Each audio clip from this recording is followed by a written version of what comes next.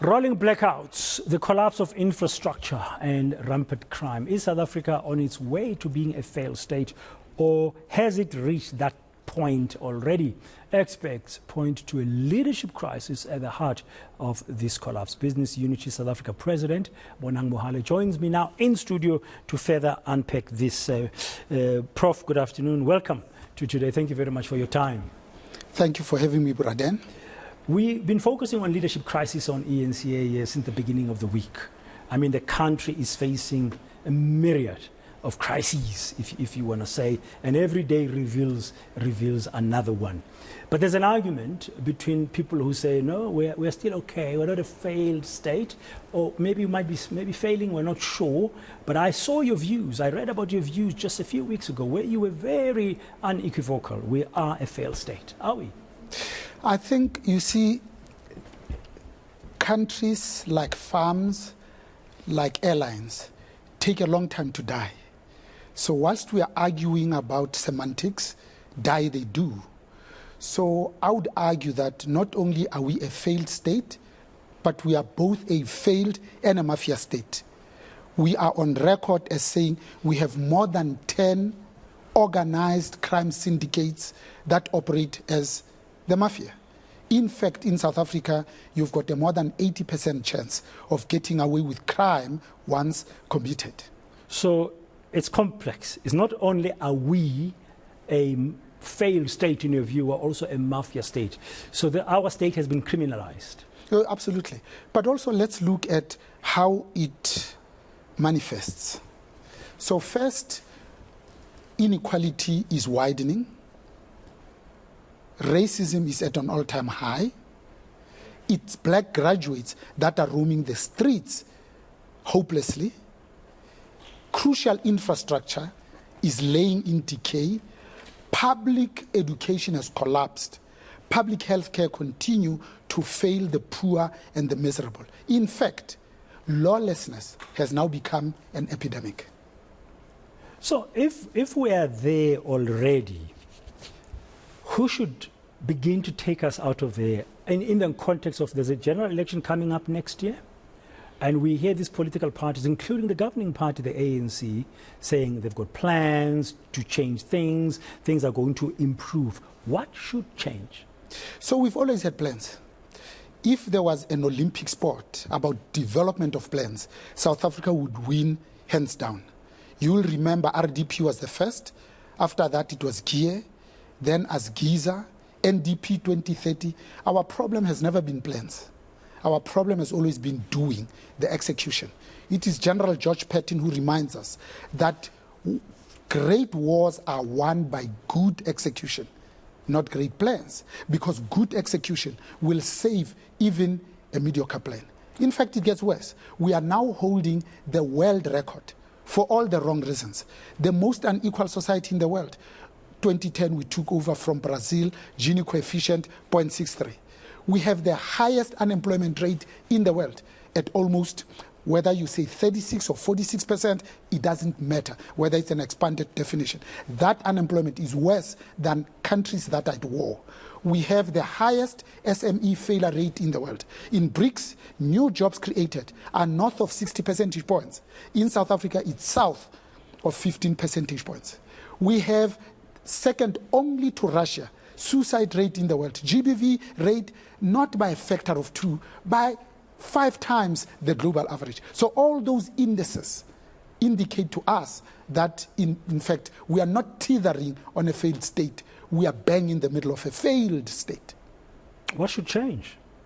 Leadership. You know, the effect that leadership has on any organization, any country, is a minimum of 40 percentage points. You love or hate Paul Kagame of Rwanda. 27th of April, when we were in snaking queues to vote, to usher in our democracy, 800,000 Tutsis were massacred. At the end of the month, 1 million. But in only 20 years, you go to Kigali, the capital, you get free Wi-Fi on public buses. Ladies, 23, 30 at night, Maltese poodle on their bum shots. They go to an ATM to withdraw. You and I can't go to to an engine in Van Buren Street in Bedfordview, midday, just 10 meters away, and run a gauntlet to get to our car safely. So indeed, we are a mafia state.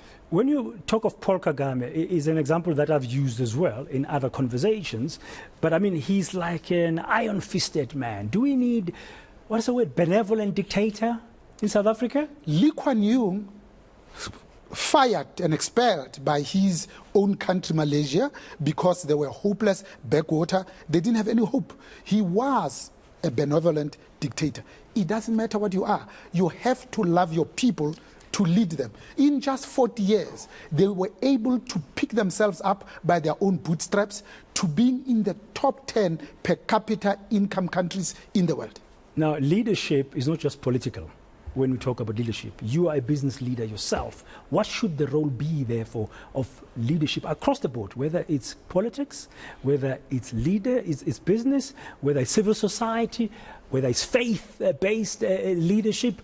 What should we be doing today to lift this country out of the morass that it's in today? Let me make an easy example. I'm on record in saying if South Africa is going to work, it is because business has decided it will make South Africa work. Because only business understands this notion of a project management, how to deliver mega projects on time and in full. Here's the example. This event that happened on the 15th of March, 2015, hashtag Rhodes Must Fall, against decolonization of institutions and the mind, morphed very quickly to mid-October into hashtag Fees Must Fall. Department of Higher Education and Training did a study in 2022, audited.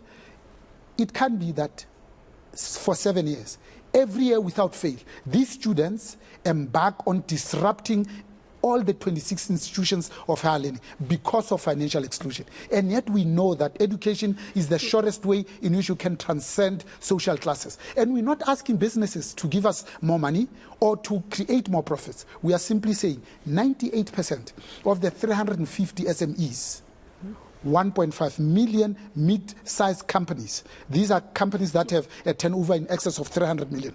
400 that are listed on the JSE, and the 80 that are in equities that are related to private equity, and they hold those securities across 40 countries.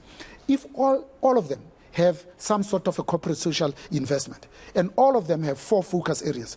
On all those 4, one of them has to do with education.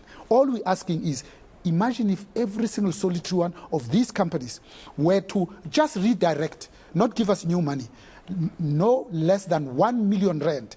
The audited figures say to educate the 1.2 million of these students is 50 billion per annum. But historical debt is 16.5 billion. 9.2 is unrecoverable. If every company gave us a minimum of 1 million rand and we put it in a historical debt fund, we wipe off this entire debt within 1 year. Why is business not doing that?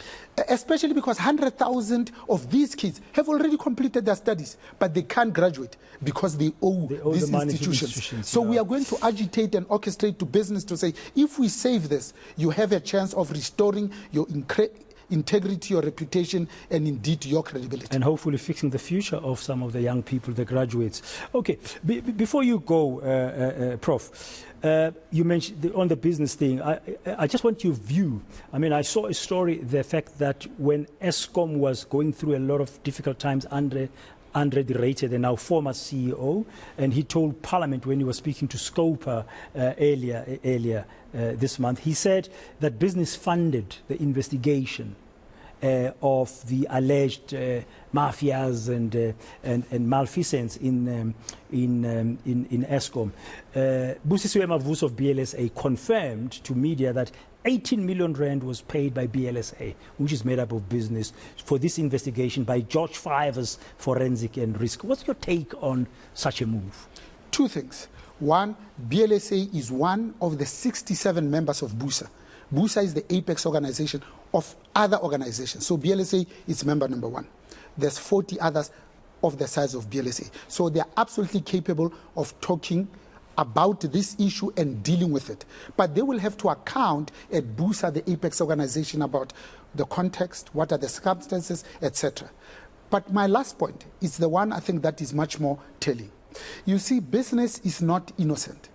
We know, we saw with SPAR, we saw with Steinhoff, we saw with Bain, we saw with the companies that did things that they shouldn't. Tonga Hewlett, 150-year-old company that was simply destroyed out of greed.